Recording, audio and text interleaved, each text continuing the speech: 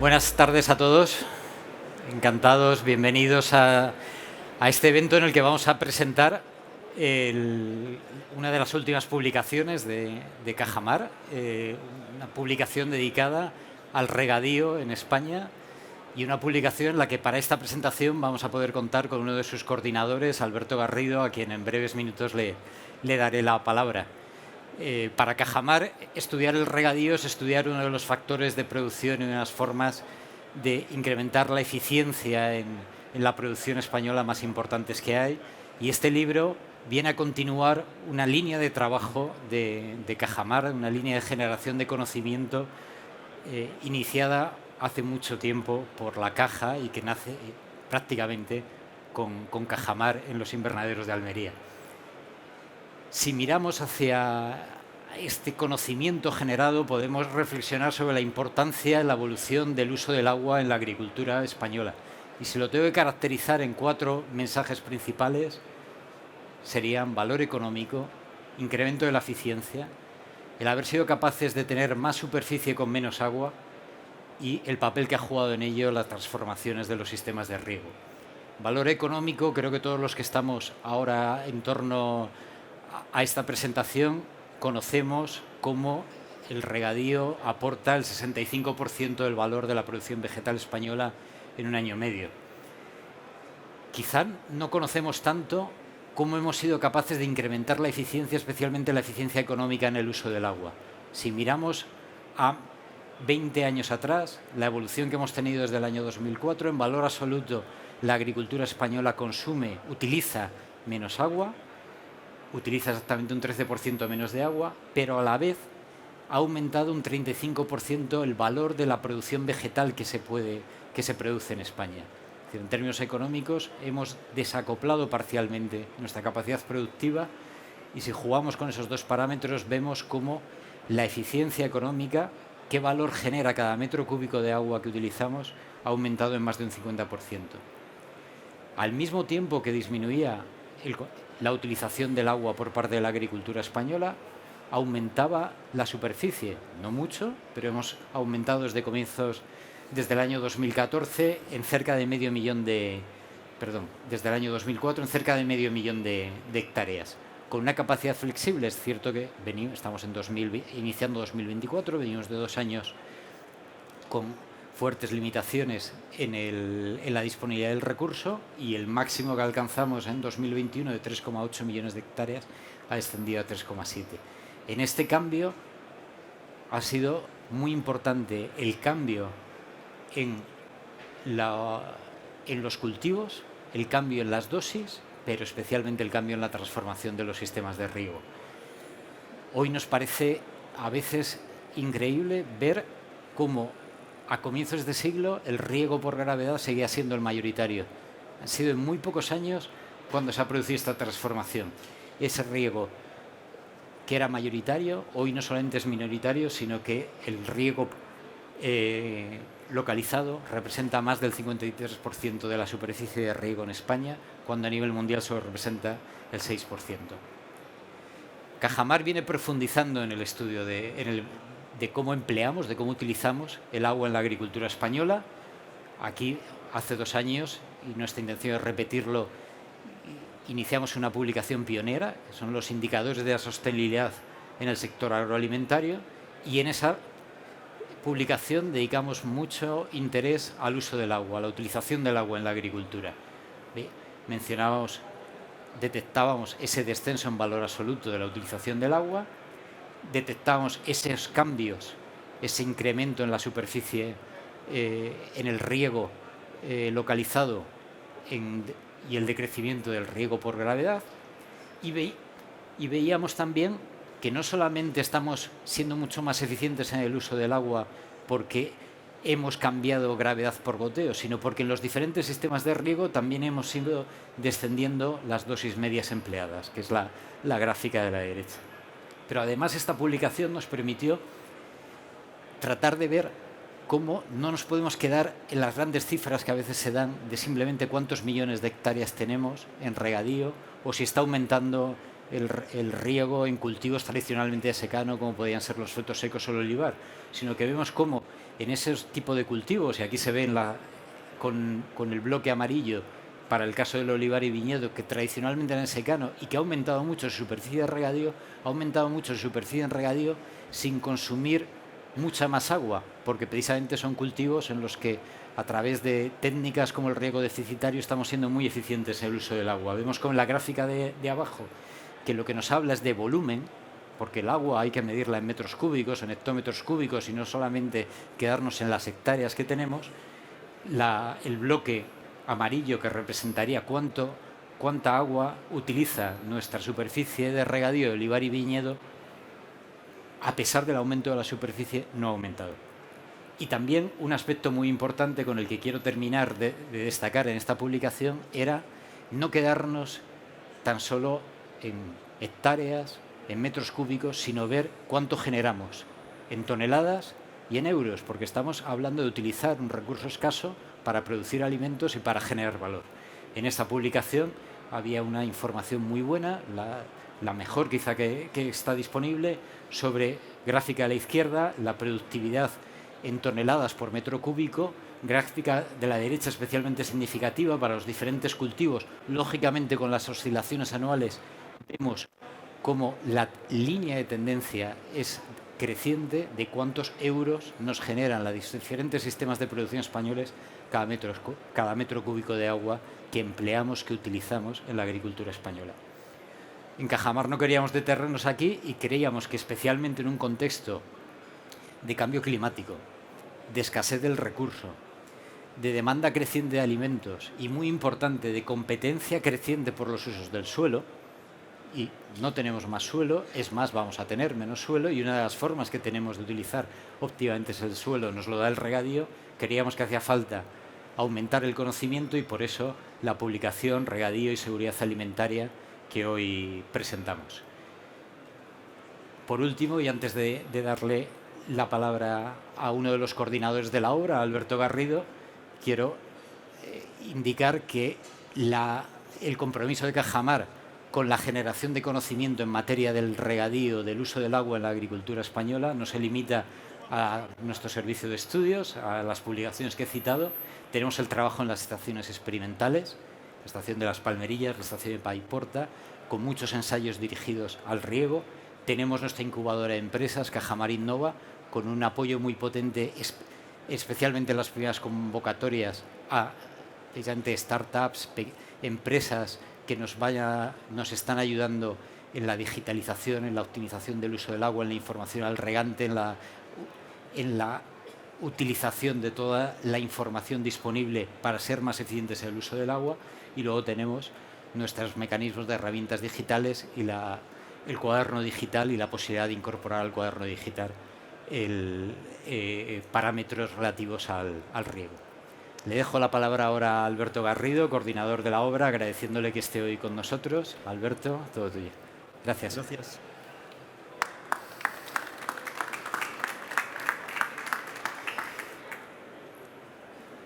Está a continuación.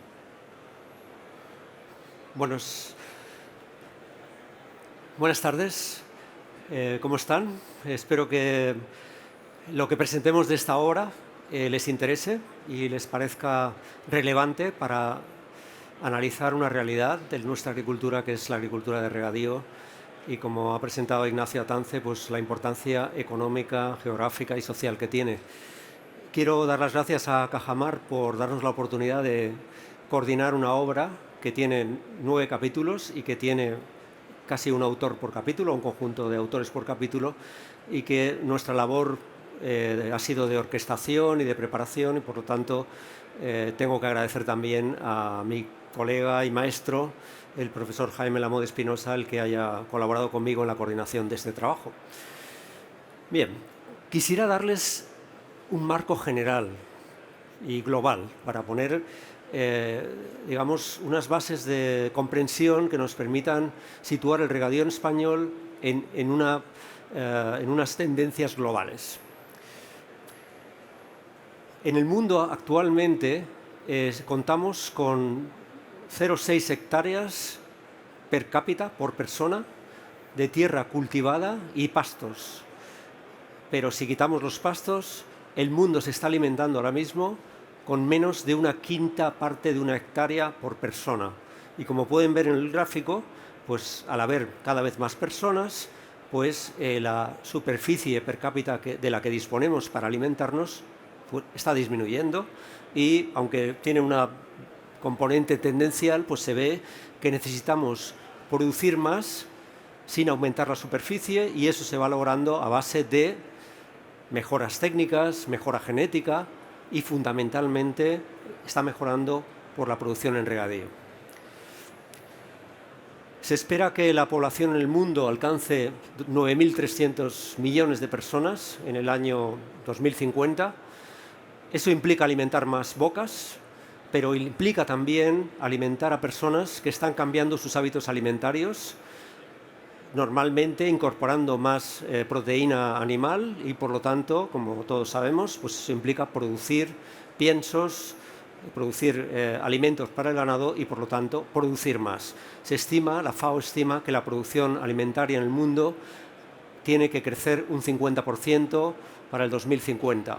Es un aumento importantísimo. También hay un consenso en el mundo que trata de establecer que el mundo, las personas que vivimos en él, podamos alimentarnos de manera saludable, sostenible, sin incrementar la superficie dedicada a la producción, la superficie cultivada. Es todo un reto. Indudablemente, como he explicado antes, esto solo se puede lograr incorporando más recursos, más insumos y mejorando la eficiencia técnica, como ha mostrado Ignacio Tanz en su presentación y como ha ocurrido en nuestra agricultura de regadío en los últimos 18 o 20 años, como yo también les voy a explicar. Bien, y quiero ponerles una noticia que salió en el semanario británico The Economist en octubre, que tiene una información muy indicativa y que se resume en lo siguiente. Si situamos todas las fuentes alimentarias o las más importantes y calculamos cuánto proteína o calorías aporta cualquiera de estos alimentos por unidad de gas de efecto invernadero emitido, nos encontramos con que el almendro en todo ese conjunto de alimentos es el más eficiente. Todos los demás están ahí situados y el punto que he señalado con verde es el almendro.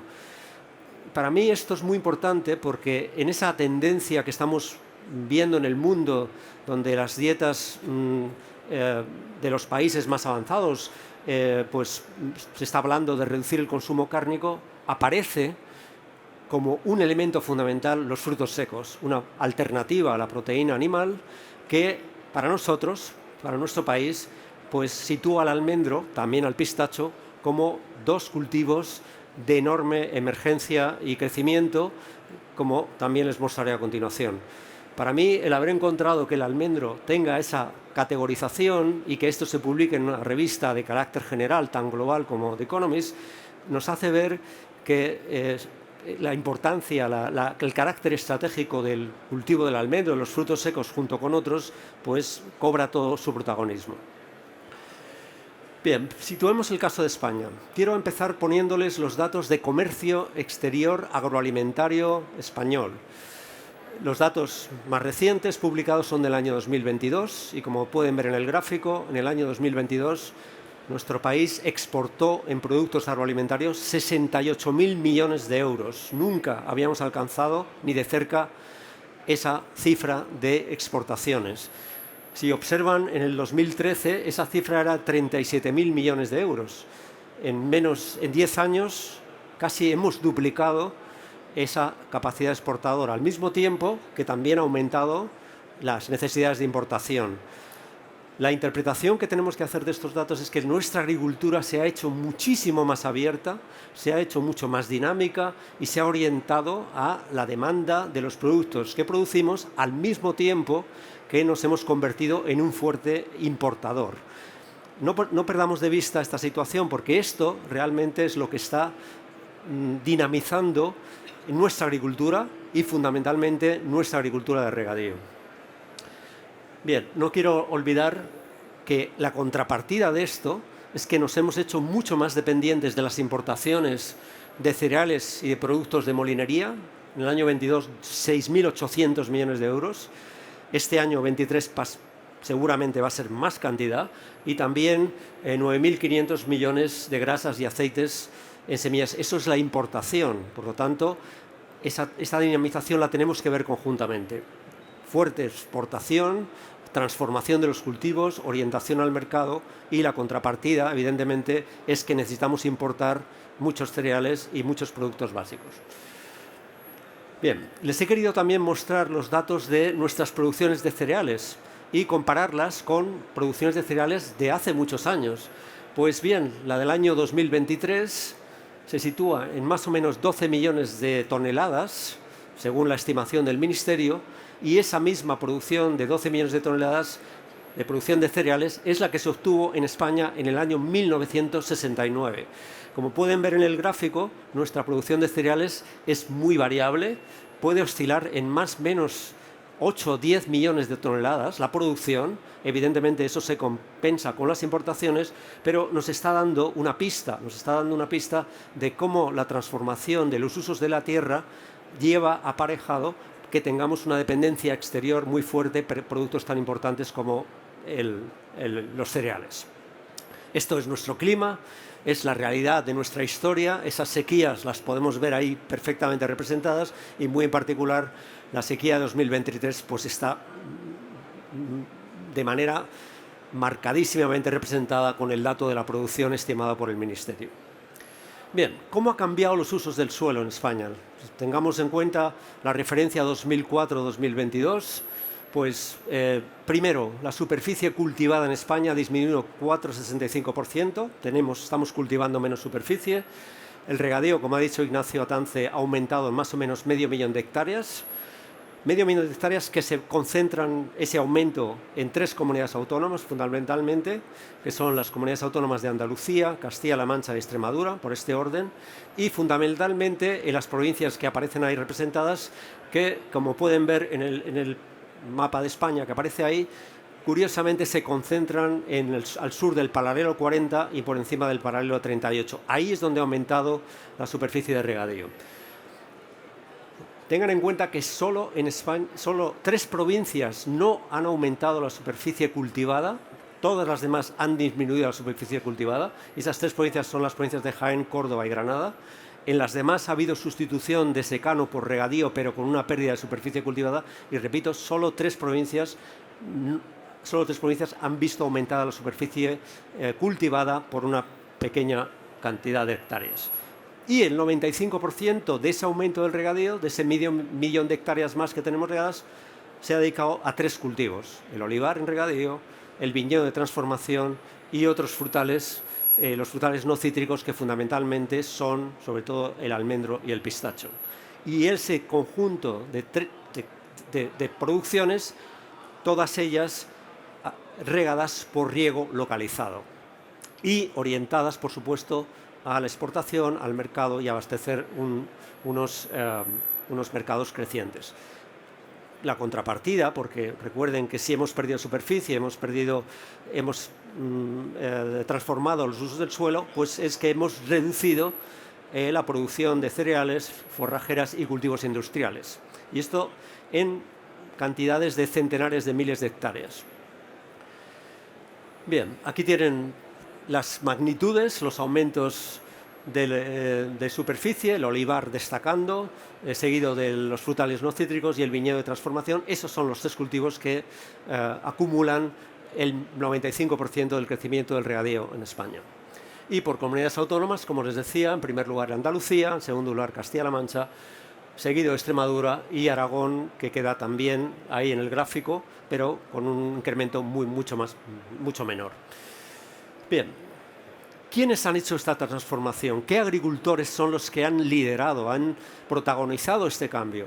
Pues por fortuna tenemos un censo agrario publicado en el año 2020, por fortuna el INE contempla las explotaciones de regadío en su censo, y por fortuna podemos saber el tamaño de esas explotaciones de regadío en el censo del 2020. Pues bien, lo que tienen ahí es que un porcentaje altísimo para toda España. Estamos alcanzando casi el 72% de las explotaciones de regadío que contempla el censo agrario tienen menos de 20 hectáreas. Si miran las demás comunidades autónomas, verán que una gran mayoría de las explotaciones de regadío en España son de menos de 20 hectáreas, y si añadimos la categoría de 50 o menos hectáreas, tendríamos ya casi el 80 al 90% de las explotaciones. Por lo tanto, no perdamos de vista quiénes están detrás de esta transformación. Es un agricultor familiar, un agricultor de mediano tamaño. Este es el agricultor que ha protagonizado. No podemos negar la importancia del aumento del tamaño de explotaciones y la importancia también de las explotaciones grandes, pero en número de explotaciones, mayoritariamente, esa transformación la han realizado los agricultores de mediano, pequeño tamaño. Por técnicas de riego, Ignacio Atance ha mostrado este gráfico. No hace falta repetirlo, pero sí mostrar la importancia que tiene el riego localizado, ya superando las 2 millones de hectáreas, y la disminución del riego por gravedad, que todavía tiene por encima de 800.000 hectáreas, por lo tanto con margen para aumentar. Bien, ¿y con cuánta agua? Pues a mí me gusta siempre mostrar este dato. Con la misma agua que el Libro Blanco del Agua, publicado en 1995 para dedicar al regadío, que eran más o menos unos 22-24.000 hectómetros cúbicos al año. Ese dato está, como digo, en el Libro Blanco del Agua de 1995, estamos en 2024 y los planes de Cuenca contemplan unos consumos de agua de alrededor de 24.000 hectómetros cúbicos al año. Por lo tanto, todo este crecimiento, toda esta transformación, toda esta reorientación de los usos del suelo se hace sin incrementar el consumo de agua para el regadío. Pero, y este pero es muy importante, va con mayúsculas, el pero es que tenemos la amenaza del cambio climático. Los datos de las escorrentías de nuestras cuencas, comparando las 4 décadas entre el año 40 y el 79 y las 4 décadas siguientes, desde el 80 hasta el 2020, pues se aprecia que nuestras cuencas han perdido aportaciones de entre el 0,15% al año en la demarcación de Cantábrico Oriental hasta el 0,6% al año de reducción de aportaciones en la cuenca del Guadiana.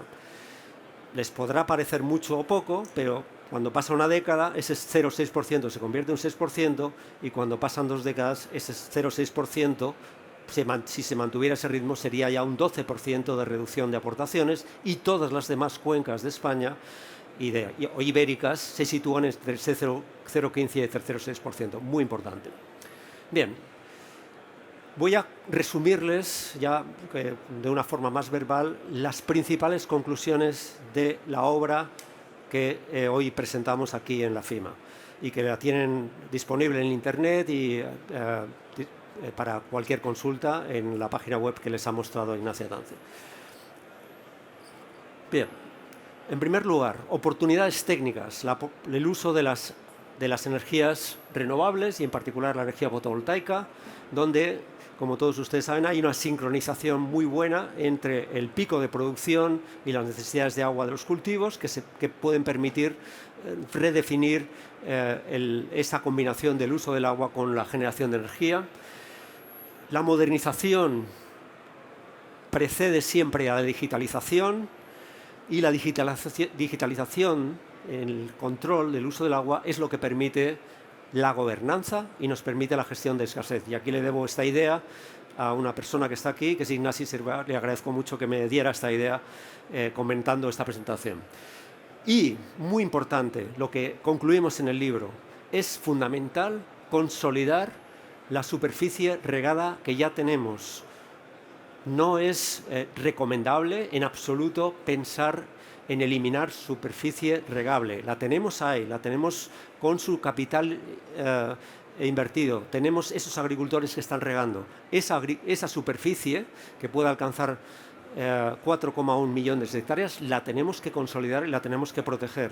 No tiene ningún sentido que con ese capital incorporado a la tierra estemos pensando en regular la adaptación al cambio climático o la adaptación al uso del agua con eliminando superficie regable. El foco, como ha dicho Ignacio Tance, y yo lo reitero con total convicción, hay que ponerlo en la gestión del agua y no en la superficie que se riega. Para eso necesitamos la tecnología, necesitamos la gobernanza y necesitamos esa protección. Política hidráulica. Se puede concluir que la satisfacción de los caudales ecológicos supone una merma en utilización del 10%. Eso hay que estudiarlo, hay que reestudiar los caudales ecológicos. No digo que haya que eliminarlos, ni muchísimo menos, pero a lo mejor hay que volver a revisar ese régimen de caudales con objeto de ver qué impacto tienen. El uso de las aguas regeneradas y desaladas, otro elemento fundamental para aumentar la oferta. Otra conclusión del libro, del capítulo del profesor Luis Garrote: es prematuro concluir el proceso de la incorporación de más regulación. Es prematuro hacerlo.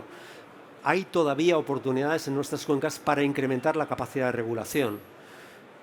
Y el capítulo recuerda que en una época de nuestra historia mucho más difícil, se construyeron muchos embalses y se aumentó mucho la capacidad de regulación. Todavía tenemos esa posibilidad de hacerlo y no se debe terminar, no se debe dar por concluida. También dedicamos un capítulo a los usos del agua turísticos e industriales, aportando o resaltando la importancia que tienen en muchas cuencas en cuanto a lo que significa de demanda y también esa transformación. En el libro decimos, sus autores dicen, que los usos turísticos es un gran desconocido, porque están mezclados con los usos urbanos. Hay que conocer mejor esos usos turísticos y también resaltar la importancia que la industria ha hecho a la hora de mejorar su eficiencia.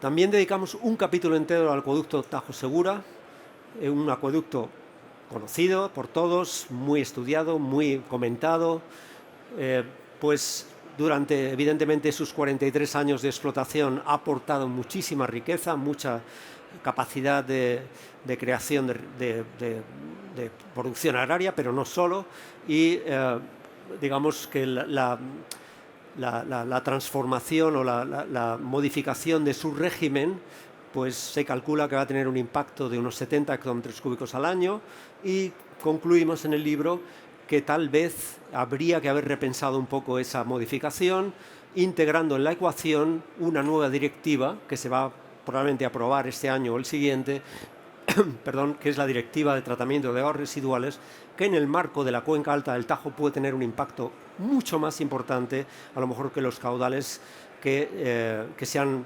derivado consecuencia del mantenimiento del caudal ecológico en la ciudad de Toledo y en Aranjuez. Por lo tanto, también ahí concluimos que debe repensarse esto y debe integrarse en la ecuación también la parte de calidad de las aguas. Sobre la difícil relación entre la PAC y el medio ambiente, pues también ustedes la viven diariamente, es una relación difícil. Evidentemente el regadío en el ámbito europeo, el regadío español, es objeto de examen por parte de las autoridades europeas y por parte de otros Estados miembros. Por lo tanto, ahí tenemos un elemento de mucha atención y preocupación, y es evidente, podemos concluir que esto no va a ir a menos, aunque las manifestaciones de los agricultores europeos pues han podido relajar algunos elementos de la PAC, pero evidentemente esa realidad la tenemos que integrar en el análisis. Y ya para terminar, concluimos también, saludamos positivamente todo el paquete de medidas que el Gobierno está desarrollando.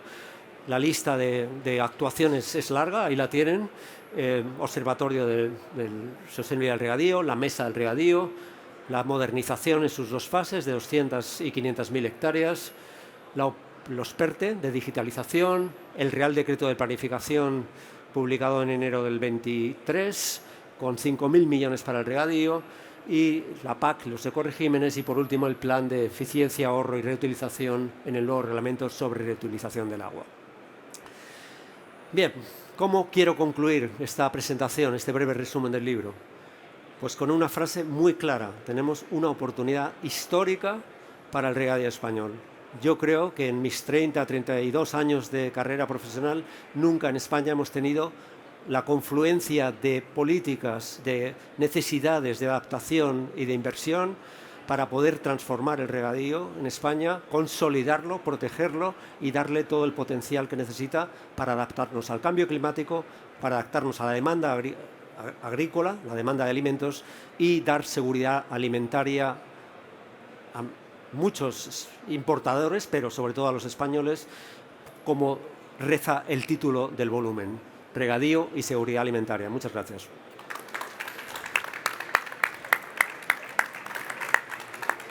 Bueno, muchas gracias, Alberto. Como les decía, desde Cajamar siempre hemos tenido todo el interés en estudiar la utilización del agua en la agricultura, pero creíamos que era necesario dar un paso adicional con este libro, y yo creo que la presentación de Alberto nos ha dejado claro el paso que hemos dado en materia de conocimiento. Una cosa que subyace a la presentación es cómo hemos evolucionado. Creo que es muy importante analizar cómo hemos evolucionado, estar satisfechos, estar orgullosos de los cambios que hemos dado en la agricultura española en la utilización del agua, pero también, viendo esos cambios que hemos dado, tomarlos en positivo para darnos cuenta de que tenemos la capacidad, como concluía también Alberto Garrido, de aprovechar esa oportunidad histórica y seguir dando pasos adelante, porque los pasos los tenemos que dar precisamente por la primera gráfica que nos decía. Cada vez vamos a tener menos suelo disponible en el mundo para alimentarnos y necesitamos utilizarlo mejor. Agradezco de nuevo la presencia de Alberto Garrido como coordinador de la obra en este acto. Os agradezco a todos la presencia. El libro, como decía Alberto, está disponible. Hay algunos libros aquí. Si no, sé que en las oficinas de Cajamar lo pueden encontrar a su disposición. Y yo no sé si alguien quiere, aprovechando que ha venido aquí, hacer alguna pregunta. Tenemos la oportunidad de preguntar a uno, no solamente ya coordinador del libro, sino de los mejores conocedores de la utilización del agua en la agricultura española, como es Alberto Garrido, y hay un micrófono disponible si alguien quiere tomar la palabra. ¿Se anima alguien a intervenir? Sí, pues hay una palabra pedida aquí. Ignacio. Alberto, yo te quería preguntar si nos creemos que hay cambio climático. Si nos creemos. Sí. Yo creo que no es una cuestión de creerse o no, es una cuestión de mirar al pasado y ver cómo recordar los datos que les daba. Y es que voy a añadir un elemento muy breve también, que el profesor Luis Garrote, autor de uno de los capítulos, establece en su capítulo, y es que las predicciones de cambio climático con los modelos hacia el pasado, y me dirán cómo se proyecta hacia el pasado, pues situando las variables de hace 40 años en los modelos, las predicciones de reducción de aportaciones de los modelos son inferiores a las que han ocurrido.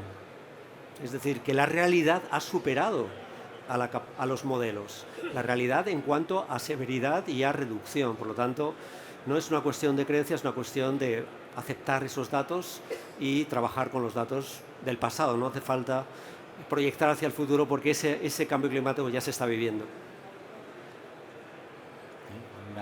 ¿Alguna palabra más, por favor?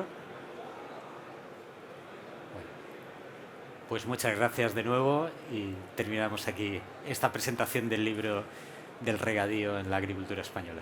Gracias.